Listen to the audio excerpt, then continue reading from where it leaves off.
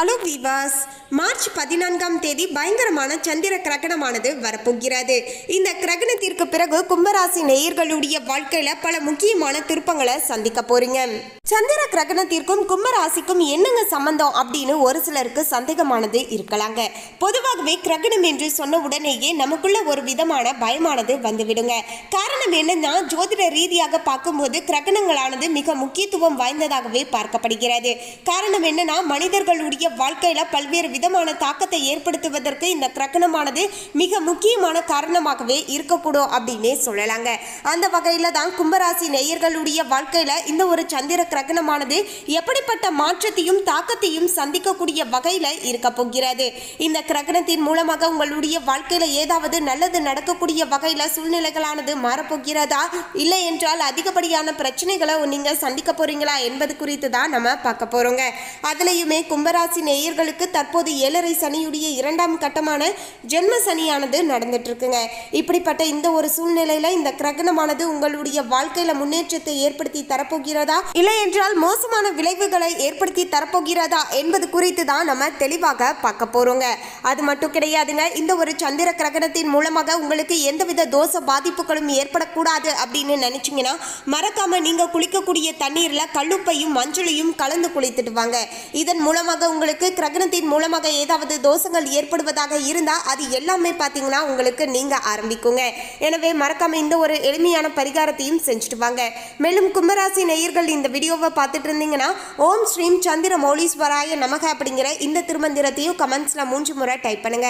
இதனால மன ரீதியாக ஏற்படக்கூடிய குழப்பங்கள் தீர்ந்து மன நிம்மதியானது உங்களுக்கு உண்டாகும். அதுக்கு முன்னாடி இன்னும் நம்ம சேனலை சப்ஸ்கிரைப் பண்ணலன்னா சப்ஸ்கிரைப் பண்ணிடுங்க. அப்படியே பக்கத்துல இருக்கக்கூடிய பெல் ஐகானையும் பிரஸ் பண்ணுங்க. வாங்க வீடியோக்குள்ள போகலாம். 14/3/2025 வெள்ளிக்கிழமை அன்று தான் இந்த ஒரு சந்திர கிரகணமானது வரப்போகிறது. இந்த கிரகணத்திற்கு பிறகு பல முக்கியமான கிரகங்களுடைய இடமாற்றங்களும் ஜோதிட ரீதியாக தொடர்ச்சியாக ஏற்பட போகிறது. இதையெல்லாம் வைத்துதான் கும்பராசி நேயர்களுடைய வாழ்க்கையில இதெல்லாம் நிச்சயமாக நடந்தே தீரும் என்றும் ஜோதிட ரீதியாக கணிக்கப்பட்டு இருக்கிறது. அதாவது சரியாக சொல்ல வேண்டும் என்றால் 14/3/2025 அன்னைக்கே சூரிய பகவான் ராசியில இருந்து தனவாக்கு குடும்பஸ்தானத்திற்கு மாறப்போகிறார். 18/3/2025 அன்னைக்கு வக்ர நிலையில இருக்கக்கூடிய புதன் பகவான் தனவாக்கு குடும்பஸ்தானத்துல இருந்து ராசிக்கு மாறப்போகிறார். 30/3/2025 அன்னைக்கு புதன் வக்ர நிவர்த்தியும் ஆக போகிறார். இப்படி பல முக்கியமான கிரகங்களுடைய இடமாற்றங்களும் தொடர்ச்சியாக ஏற்பட்டு கொண்டே இருக்கிறது. இதையெல்லாம் வைத்துதான் கும்பராசி நேயர்களுக்கான பலன்களுமே கணிக்கப்பட்டு இருக்கிறது. கும்பராசி நேயர்களே, கும்பராசி அன்பர்களுக்கு மார்ச் 14ஆம் தேதி இந்த சந்திர கிரகணத்திற்கு பிறகு எல்லா காரியங்களும் முன்னேற்றகரமாக இருக்கக்கூடிய வகையில சூழ்நிலைகளானது இருக்க போகிறது. எதிர்பார்த்த பணமானது கைக்கு சாதகமாக வந்து சேரக்கூடிய வகையிலையும் நிலைமையானது அமைஞ்சிருக்குங்க. சுக்கிரனுடைய சஞ்சாரமானது புதிய பொறுப்புகளை ஏற்படுத்தி தரக்கூடிய வகையிலையும் புதிய தொடர்புகளை ஏற்படுத்தி தரக்கூடிய வகையிலையும் நிலைமையை அமைத்து தரப்போகிறது.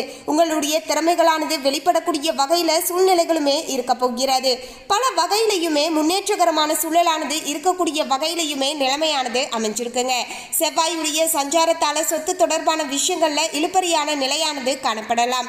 இடமாற்றமானது உண்டாகலாம். சுப செலவுகளுமே அவ்வப்போது ஏற்படக்கூடிய வகையிலையும் சூழ்நிலைகளானது இருக்க போகிறது.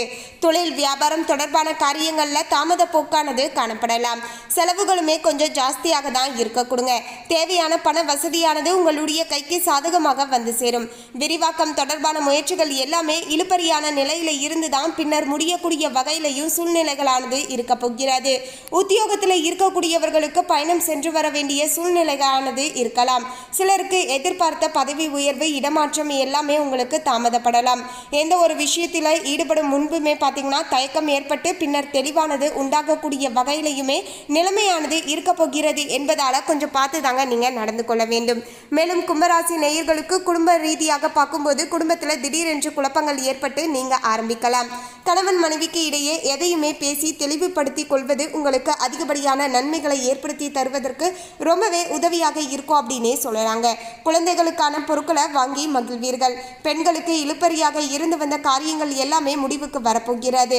புதிய தொடர்புகளால் லாபமானது கிடைக்கப் போகிறது. இடமாற்றங்களும் அவ்வப்போது உண்டாக போகிறது. கலைத்துறையில் இருக்கக்கூடியவர்களுக்கு பொறுப்புகளானது ஜாஸ்தியாகுங்க. உற்சாகமாக எதையுமே கற்றுக்கொள்வதில் ஆர்வம் காட்டுவீர்கள். விருந்து கேளிக்கைகளில் பங்கு கொள்வீர்கள். கடன் பிரச்சனைகள் எல்லாமே குறைய ஆரம்பிக்குங்க.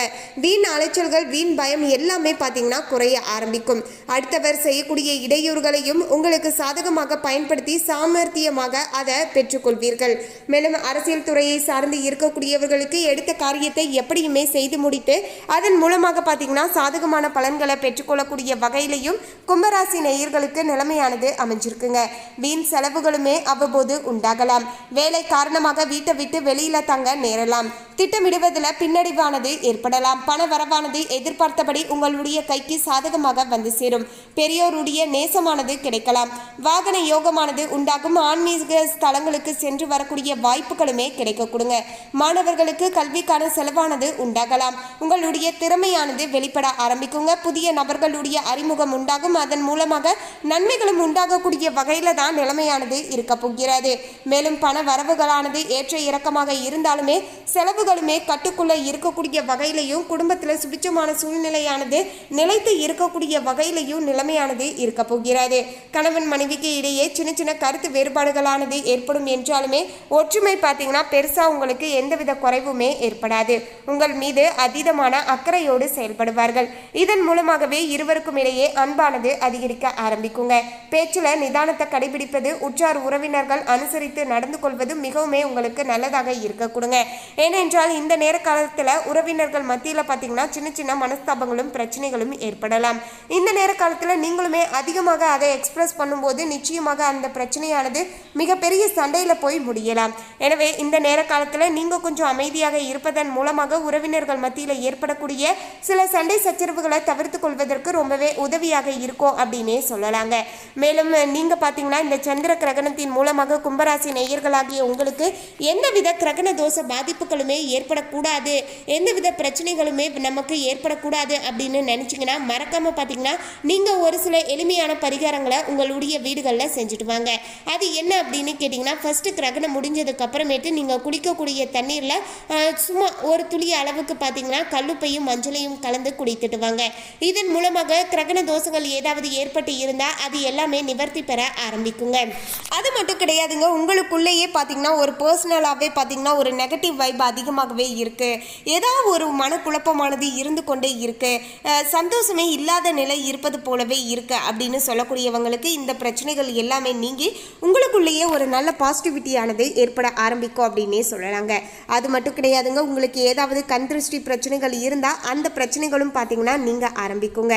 ஏனென்றால் கல்லடி பட்டாலும் தப்பிக்கலாம், கண்ணடி படக்கூடாது அப்படின்னு சொல்லுவாங்க இல்லையா, அந்த அளவுக்கு வீரியமிக்கது தான் இந்த கண் திருஷ்டி. அப்படிப்பட்ட கண் திருஷ்டியை போக்கிக் கொள்வதற்கும் இந்த ஒரு எளிமையான பரிகாரமானது ரொம்பவே உதவியாக இருக்குங்க. ஸோ இந்த ஒரு எளிமையான விஷயங்களை செஞ்சுட்டு வீட்டில் வந்து பூஜை அறையில் காமாட்சி விளக்கை ஏற்றி வைத்துட்டு உங்களால் முடிஞ்சால் அன்றைய நாள் பக்கத்தில் இருக்கக்கூடிய கோவிலுக்கு போயிட்டு ஒரு 3 பேருக்கு அன்னதானம் கொடுத்துட்டு வாங்க. என்ன பொருளுங்க கொடுக்கறது அப்படின்னு கேட்டிங்கன்னா, உங்ககிட்ட எந்த பொருள் இருந்தாலும் சரிங்க, உணவு கொடுக்கலாம், இல்லை என்றால் நோட்டு புத்தகம் ஒரு 3 குழந்தைங்களுக்கு வாங்கி கொடுக்கலாம்.